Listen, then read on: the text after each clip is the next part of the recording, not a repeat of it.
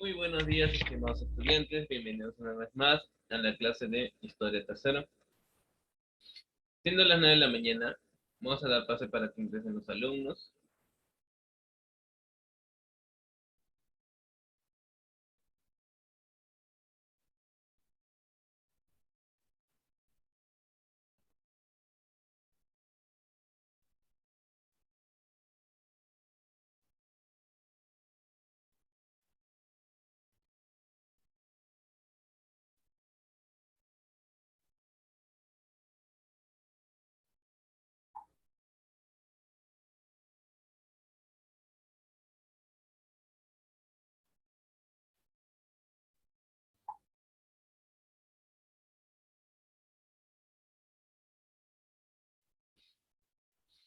Buenos días.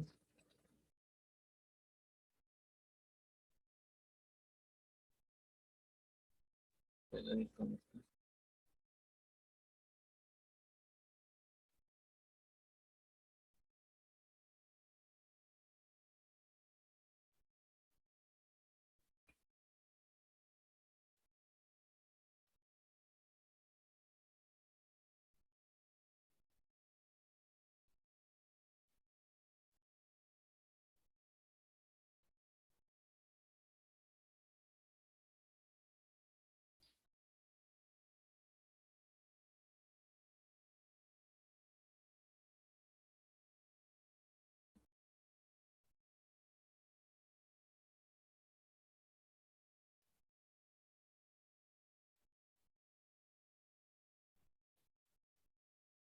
A ver, el día de hoy vamos a ver otra fase, ¿ya? Acabamos con el militarismo y vamos a pasar a lo que es el civilismo, ¿ya? ¿Qué crees que sea el civilismo?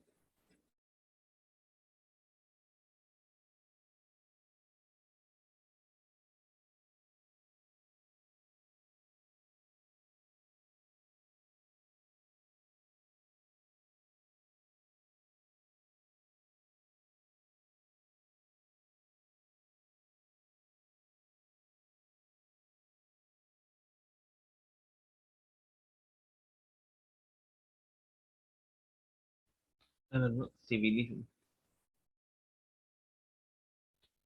Los mismos nombres dicen civil, civiles.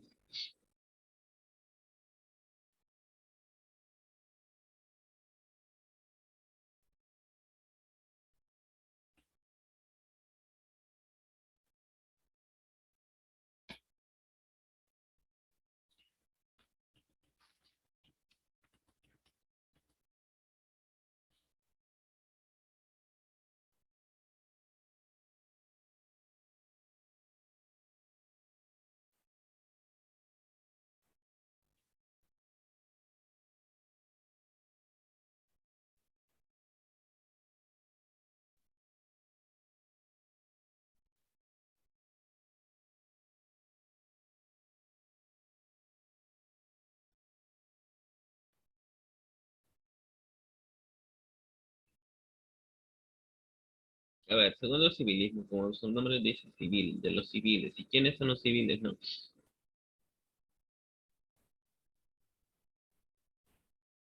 Vamos a poner en contexto, ¿no? ¿Cómo pasó de un momento a otro?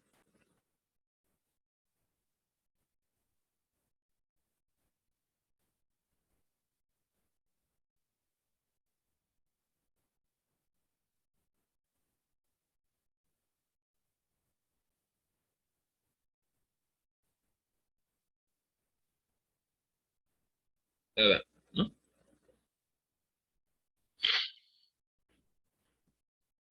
Después del gobierno de Remigio Morales Bermúdez, que fue el sucesor electo de Cáceres, en las cuales las medidas que él presentó fue mejorar el servicio de la policía, colonización en la selva central. En marzo de 1894 se venció el plazo dado por el tratado en contra del plebiscito de Tacna y Arica. Hubo una protesta peruana. Se funda el partido Unión Nacional de Manuel González Prada para difundir su doctrina.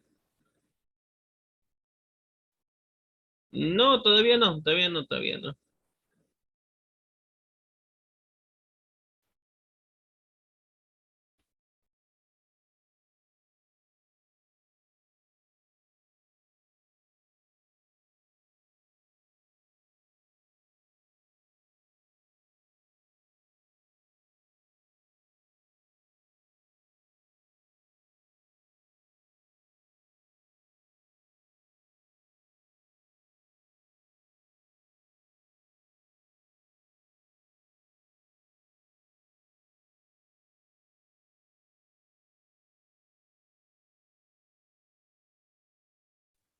Ya, no hay ningún problema, de ahí me fijo también.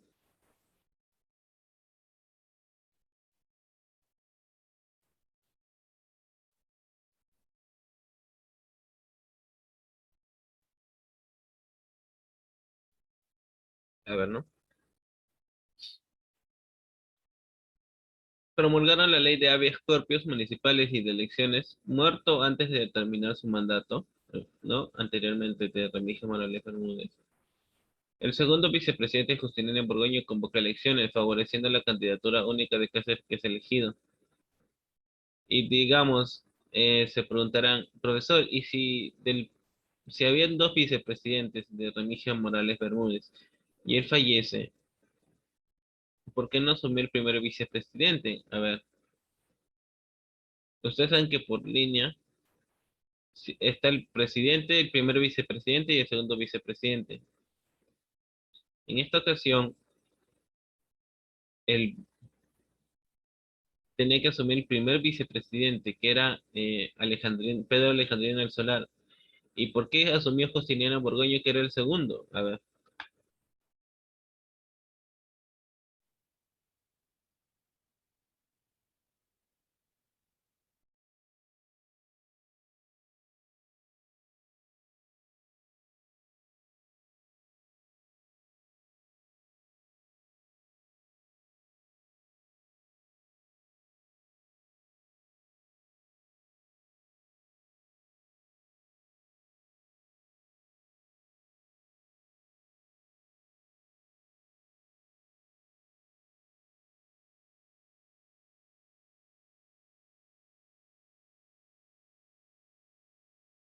A ver, la pregunta, ¿por qué, digamos, no asume el primer vicepresidente y solamente el segundo vicepresidente?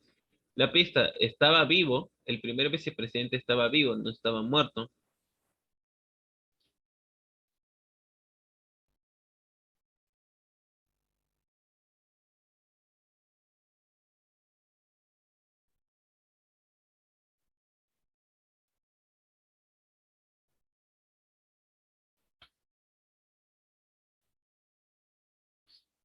Porque el primer vicepresidente, Pedro Alejandrino Solar, fue desplazado porque no era cacerista y, digamos, querían que vuelvan sea como sea Cáceres, en la cual hubo el segundo gobierno de Andrés Avelino Cáceres. Contra Cáceres se forma una coalición nacional, el Partido Civil y el Demócrata, dirigido por Nicolás de Piérola, quien con apoyo de Montoneras realizó el alzamiento popular y civil, ingresa a Lima por Cocharcas, hoy conocido como Barrios Altos de Lima, y derrota al ejército profesional, logrando la dimisión de Cáceres en marzo de 1895. La Junta de Gobierno, presidida por Manuel Candamo, presidente del Partido Civil, convoca elecciones en las que sale elegido el candidato de la coalición civil democrática. Adivinen quién. Nicolás de Piérola. Sí, el que nos traicionó en plena guerra, vuelve.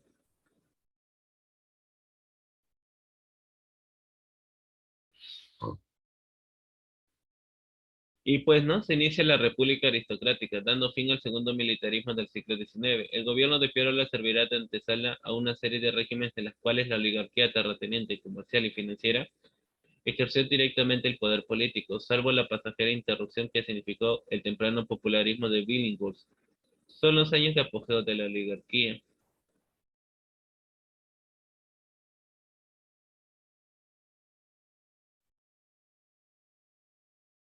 Pues en esto vamos a ver los aspectos sociales, ¿no? Estaba conformado la oligarquía por 40 familias. ¿Y qué hacían estas familias? Controlaban las más grandes haciendas del país, la banca y los seguros, comercio interno y externo, actividad inmobiliaria y la incipiente industria, así como también la San Marcos. También estaban los de bajo rango, los gamonales, los dueños de grandes haciendas en la sierra, practicaban una economía feudal llamada el yanaconaje. La oligarquía de los gamonales pertenecían a la clase alta.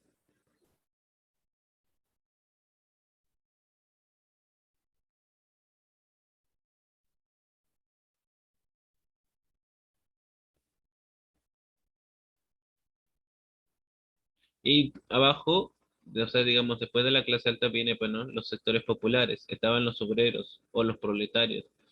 que su ideología fue el anarquismo y se agruparon en sindicatos. Y después más abajo, pues los indígenas eran víctimas de explotación y usurpación de sus tierras, carecían de derechos políticos. Por ejemplo, imagínate estar ahorita tranquilo en tu casa, ¿no? Estar tranquilo en tu casa y que de frente te digan, sal, tú y tus familias salgan de esta casa. A ver, ¿qué te preguntarías tú?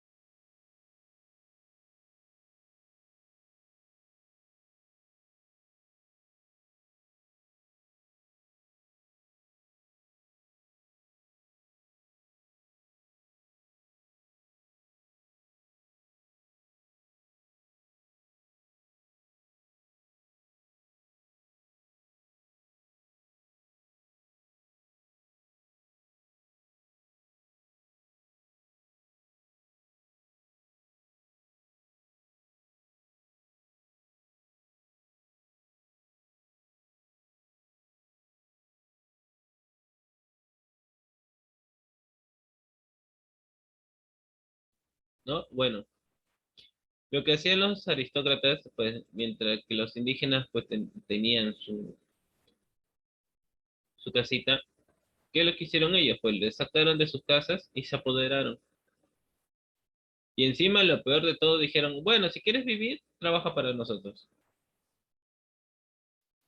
Parece broma, pero sí es. Parece broma, pero sí es. No estoy mintiendo.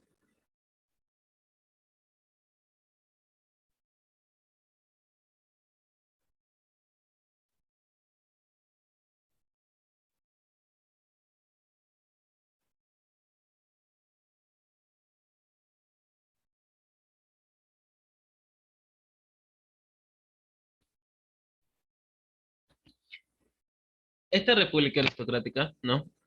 Fue el periodo republicano de la historia del Perú caracterizado por el dominio político de una oligarquía dedicado a la agroexportación, a la minería y a las finanzas por el medio del partido civil. El término fue acuñado por el historiador Jorge Basadre. El periodo comienza con el ascenso del poder político y abogado arequipeño Nicolás Ripiero, lo que marca el inicio de una sucesión de gobiernos elegidos democráticamente hasta el golpe de Augusto Leguía en 1919. La única interrupción de esta sucesión se produce en 1914, cuando, debido a diferencia entre el Partido Civil y Guillermo Billinghurst, el general Benavides da un golpe de Estado para convocar a elecciones generales, el segundo periodo más largo de sucesión democrática en la historia republicana del Perú. Sí, dirá profesor, pero en el segundo civilismo solamente van a gobernar los civiles, no. También va, también va a haber un militar.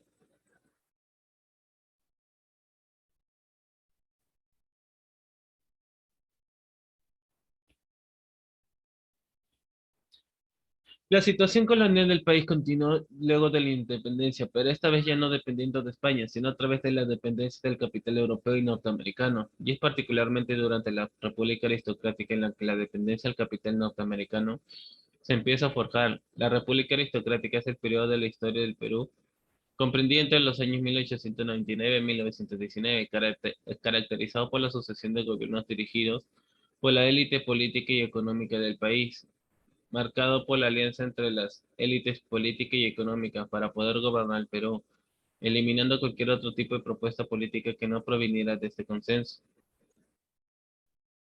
Se inicia con el consenso de dos fuerzas políticas predominantes, civilistas y demócratas, para derrocar a Cáceres, seguida por la alianza entre Piérola y la oligarquía, civilistas, quienes necesitaban una figura con gran respaldo popular para poder pacificar el país, convirtiéndose así Piérola a su hombre a caballo, Piérola permite tener una estabilidad política desde 1895 hasta 1899, año en que se transfiere el poder a los civilistas quienes lo toman hasta el 1919, ya que durante el periodo de Piérola estos habían logrado ocupar los puestos públicos estratégicos como el aparato electoral, lo que le permitió manipular las elecciones, permitiendo la derrota de los demócratas.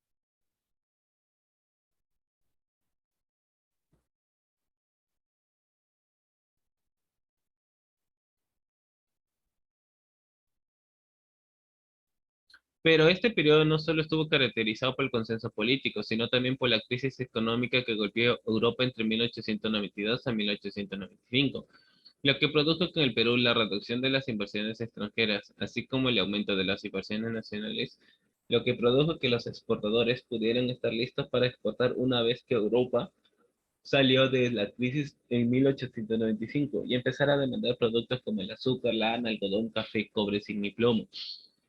Los exportadores también se vieron beneficiados por el tipo de cambio favorable al contarse con una divisa fuerte. Este boom exportador permitió que las ganancias se reinvirtieran para modernizar las plantas exportadoras. También permitió que las ganancias se reinvirtieran en las industrias de manufacturas locales, ya que los asalariados del sector exportador se habían convertido en un gran mercado para los productos de estas industrias. La falta de importaciones debido a la crisis europea hizo que también se invirtiera en la producción de piezas para las maquinarias de los ingenios azucareros y fundiciones. ¿Y qué reformas creen que hizo el gobierno, no? A ver, ¿qué reformas creen que hizo el gobierno?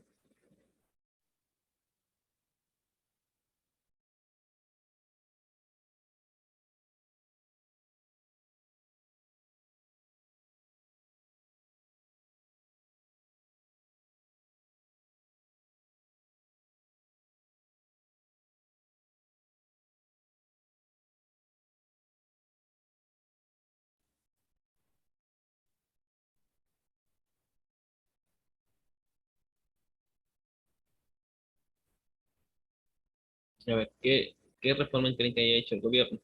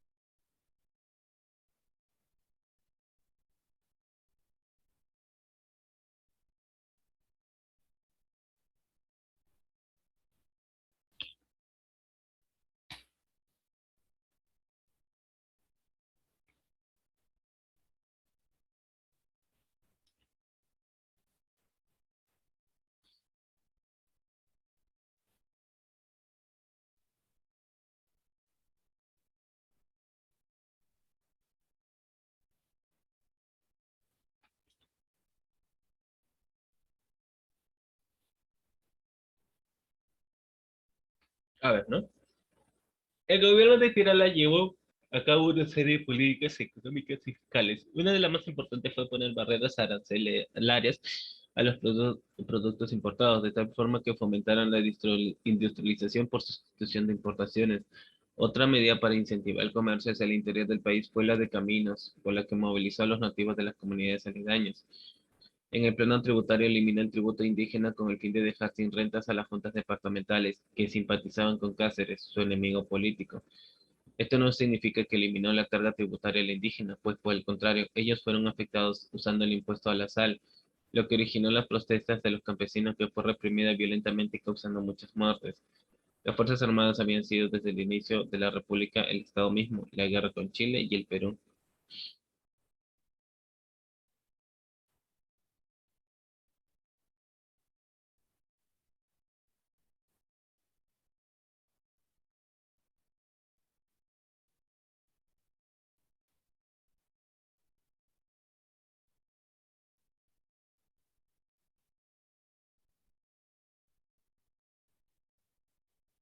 Esto no significa que eliminó la carga tributaria al indígena, pues por el contrario, ellos fueron afectados usando el impuesto a la sal.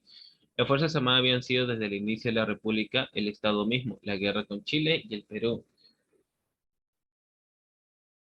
El otro lado de la bonanza económica fue la exclusión y la opresión. El gobierno de Piero fue autocrático, paternalista y no democrático. Se opuso a la ley que permitía el voto de los que no sabían leer ni escribir, o sea, los analfabetas. Como los sectores populares no podían votar y solo la podían hacer los sectores acomodados, se garantizaba,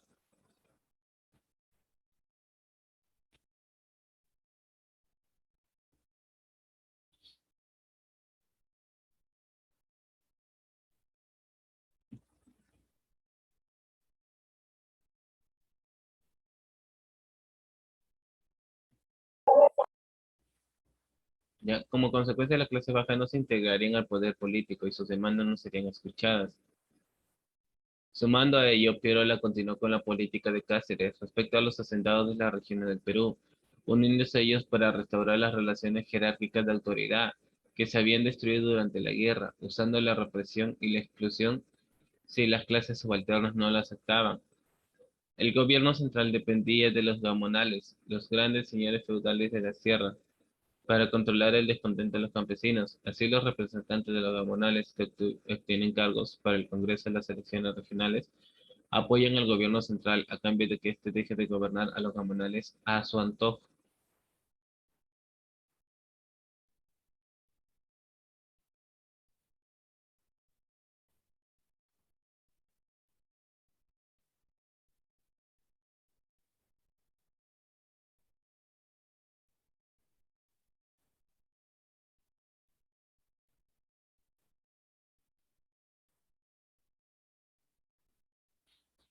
¿Y cuál era, digamos, cómo no sostenía la economía del Perú? ¿Cómo creen que hayan sostenido la economía del Perú en el segundo civilismo? A ver, ¿no? En la anarquía, en la anarquía.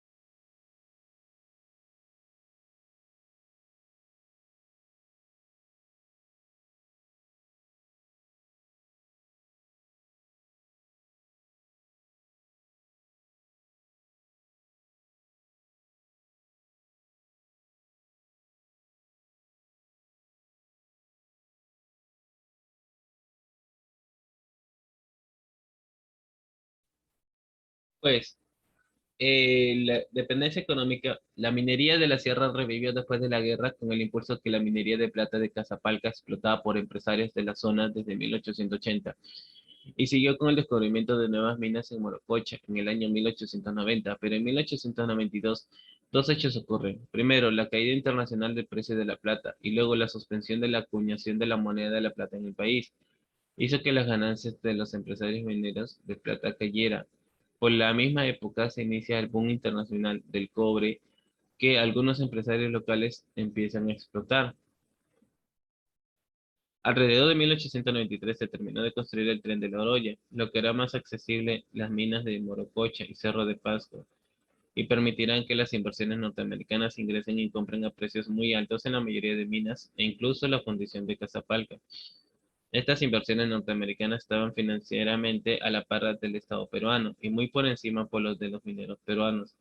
El ingreso de los capitales estadounidenses permitió la expansión de la minería por el uso de la nueva tecnología, pero dejó de esta zona el país con el atraso debido a que las utilidades de esa explotación se fueron a los Estados Unidos. Además, el Estado peruano no reguló ese sector, lo que permitió a estas compañías hacer las cosas a su gusto. Como resultado de esto, la tasa interna de retorno de la Cerro de Pasco Copper Corporation fue del 55%, más alta que la de las tres compañías chilenas del cobre que solo alcanzaban el 35%. Cuando las minas eran explotadas por los empresarios locales, el dinero producto de las utilidades se reinvertía en la región de la producción agraria y en el comercio de la región, impulsando incluso el cultivo del café de las cejas de selva peruana.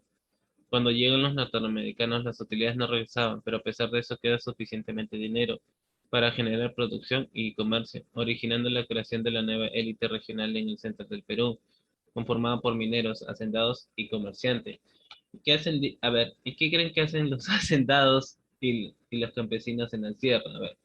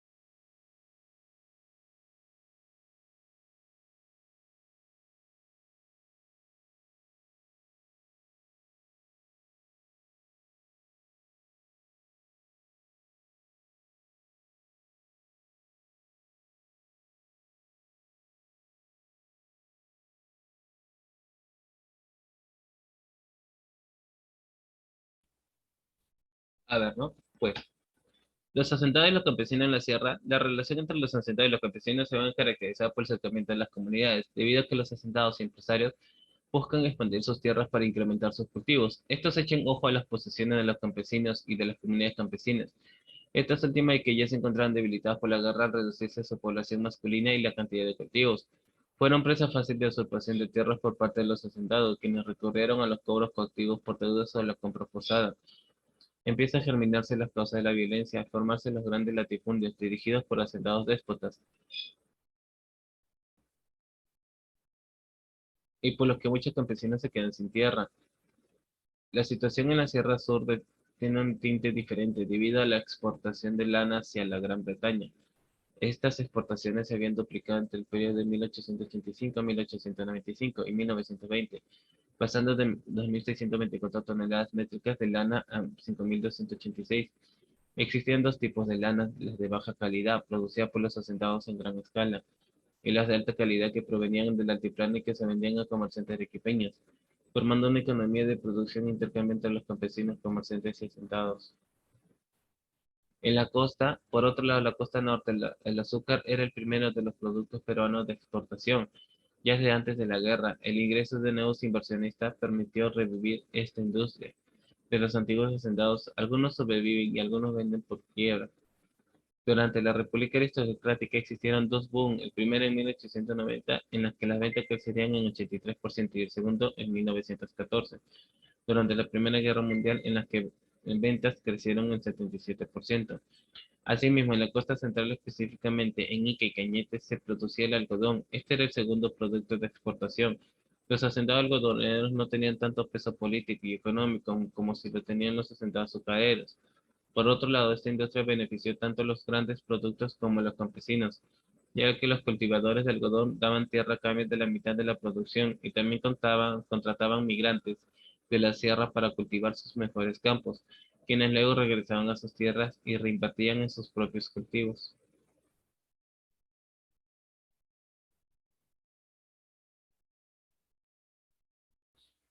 Y antes le mostré una imagen.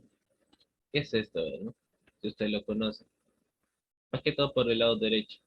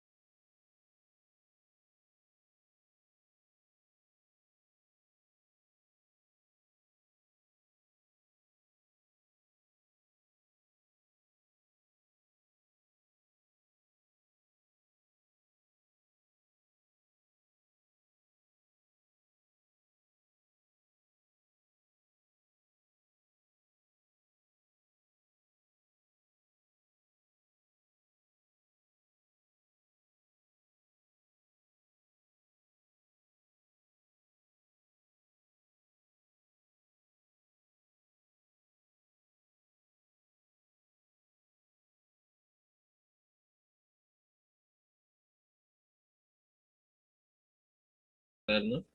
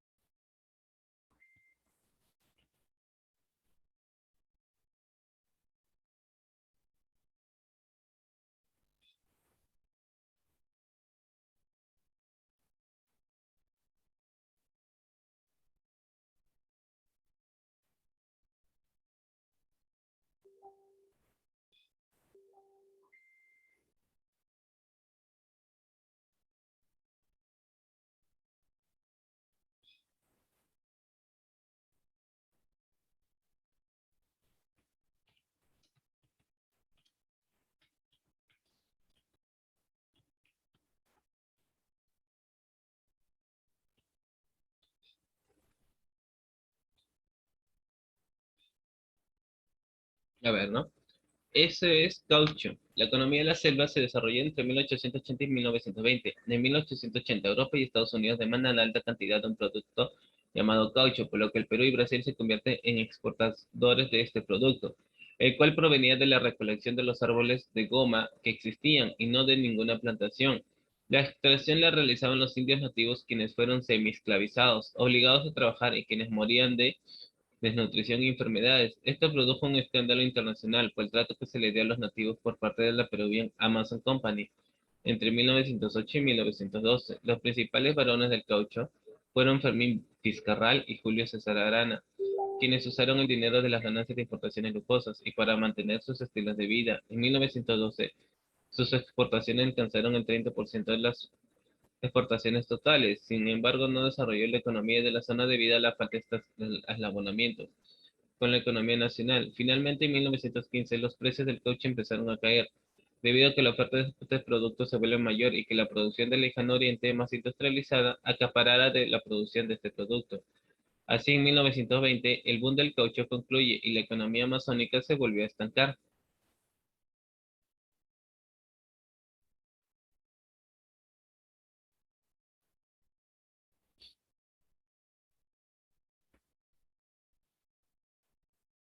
A ver, ¿no?